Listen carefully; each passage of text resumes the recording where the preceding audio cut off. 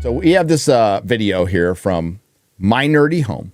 Hey, Steph. I can already tell from the hair. So the Acolyte was canceled. It's definitely because incels didn't like two people of color holding hands. We're not gonna forget that. They've hit the second tower. Wait, pause.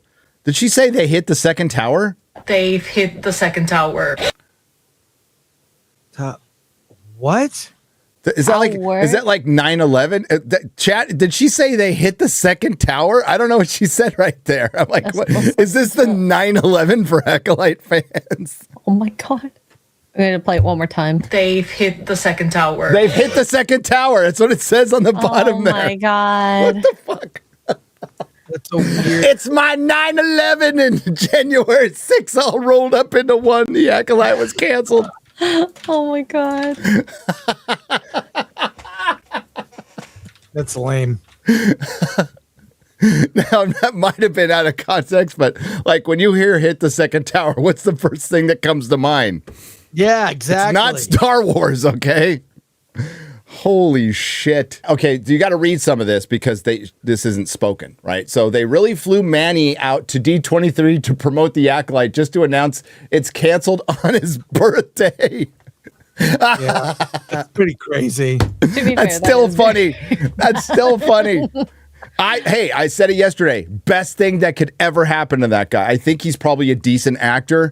Go act decently as far away from Disney and Star Wars as you possibly can. This, believe me, this will be a gift. This is a gift, not a curse, a gift. And you don't have to play Queer Mirror anymore. The Thirst Trap. Such a dumb character. Dude, what Star Wars has descended in the hands of Disney, the single greatest cinematic intellectual property that will ever be created in the history of time. So cultural impact, part of the AFI's top 100 forever, one of the highest grossing films, probably I think it's number 2 for adjusted for inflation. It's Star Wars. The Star Wars franchise is now a thirst trap. Think about that. For one, if you were told that 20 years, you'd go, what's a fucking thirst trap? That's the first thing you'd say. And you'd say, oh, it's like a Harlequin romance novel, except written 1,000 times worse. That's what Star Wars is. Jesus Christ. Hit play.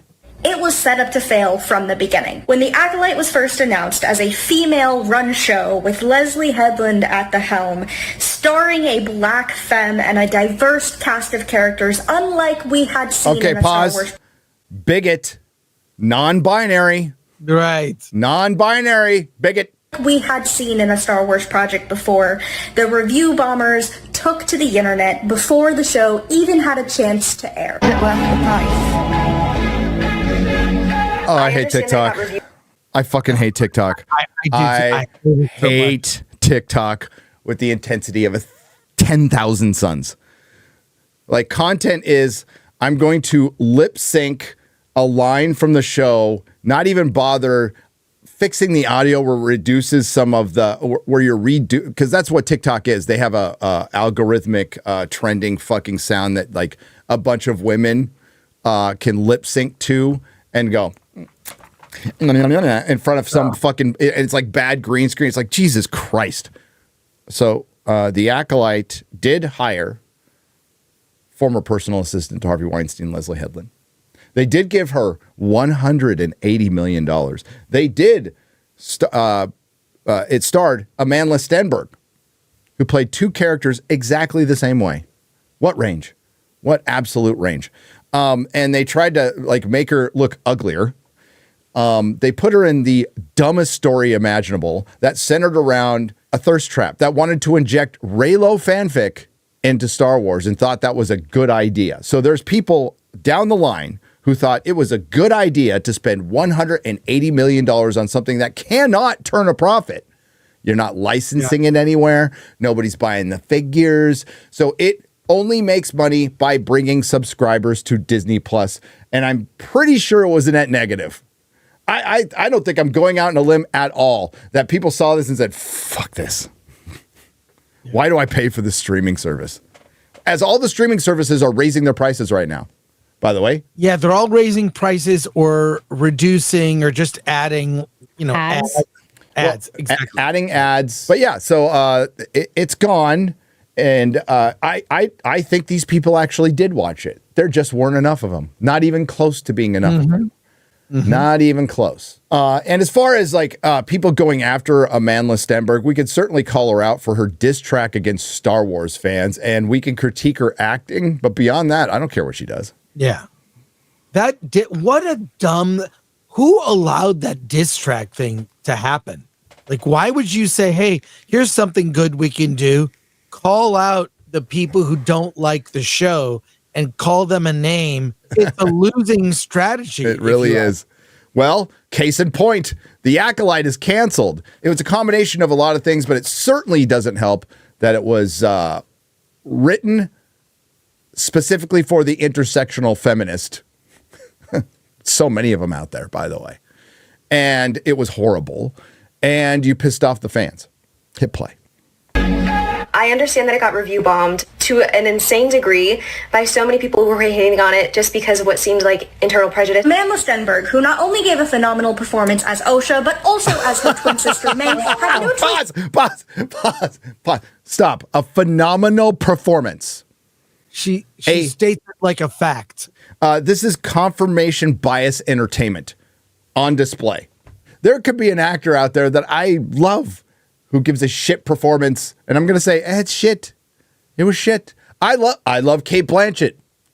I love her as an actress. I think she's great. I think she's versatile. One of the best actresses out there. She was dog shit in fucking Borderlands. She was terrible in that movie. Absolutely terrible. A phenomenal performance. Are you fucking kidding me? Let's go. As Osha, but also as her twin sister May, had no choice but to stick up for themselves and defend herself against the vitriol and bigotry that she was receiving because Lucasfilm did not protect her. Whoa. Lucasfilm didn't protect her. They attacked the fans before the show came out. They did everything they could to protect her. To answer your question from earlier, Chris, I think she went out and did this video on her own. The big difference is there would have been a time where an agent or somebody from the studio would have stepped in and go, no. And now Disney's either completely on board or too scared to say no. You pick. Yeah. Poking the bear of the paying customer. Has it ever worked? I can't think of one example where this was a winning strategy, and it's actually diminishes your brand. And also in response to this, do we have that much power? I mean, no. All I recall is me saying this is not a very good show. Yeah. Conversely, there was a show Fallout that is also very diverse, has all the elements, which I actually really liked until the ending, and the ending was just badly written. I didn't like that final episode, but I still really like the lead character. I like Walton Goggins. I thought the story and the world was there. And I liked Fallout, but this is just an awful show. It's really down to the writing. And then Leslie Headland, this is another thing why my theory as to why it was canceled is she is a terrible producer. Forget the writing, put that aside. She hired all her friends and paid them too much. And in spite of all that money, made a bad show. Hit play. The supposed Star Wars fans were divided, and by that I mean incels of the internet and of Twitter. Managed to pull off enemies to lovers so well. Lucasfilm didn't do anything to protect the cast and the crew of the Hit pause. That term incels. Especially directed towards nerds. So it's just say your mom's basement, all that shit. It's the same fucking thing. So these fucking fake geek girls out there, fuck off. You know jack shit. You know what? Get your little pop vinyl, buy your t-shirt, and then move on from this like you will towards something else when some dumb reality show comes out that you'll fucking eat up and think it's real. Okay? Jesus Christ.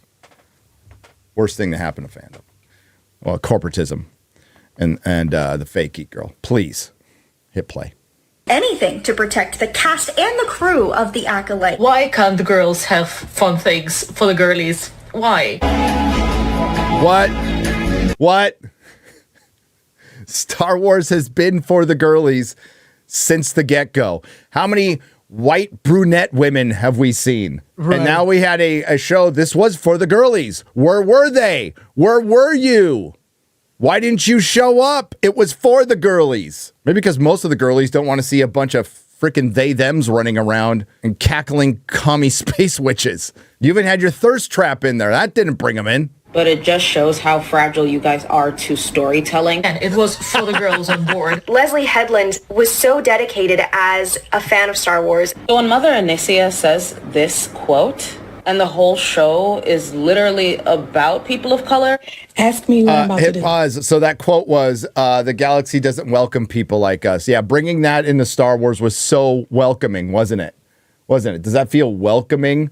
Or does it like rip you right out of it, practically breaks the fourth wall, or does. It does.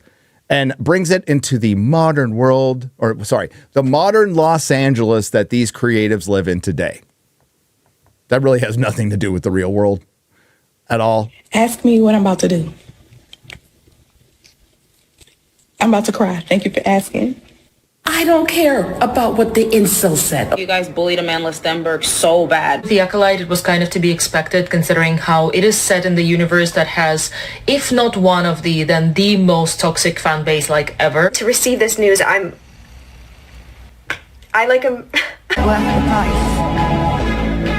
I am mourning the fact that we're not getting any more Khmer edits because we're not going to get any more source material. What do you mean? Oh my God. Tell me you have a lot of cats without telling me you have a lot of cats. What do you mean? It wasn't bringing in the view. The viewership was not bad. The precedent this is setting is very scary and very concerning. What Lucasfilm is doing with this It's a threat to our democracy. It's a threat to our democracy, canceling the Acolyte. What Lucasfilm is doing with this decision is allowing the bigots to win, allowing the bigots to run with this and decide, even if that's not the original intention of canceling the show, that they have won, that they are correct. Where did she get to that place? It wasn't the original intention of canceling the show, but you shouldn't cancel it, even though your original intention was low viewership, because it'll make it look like the bigots won.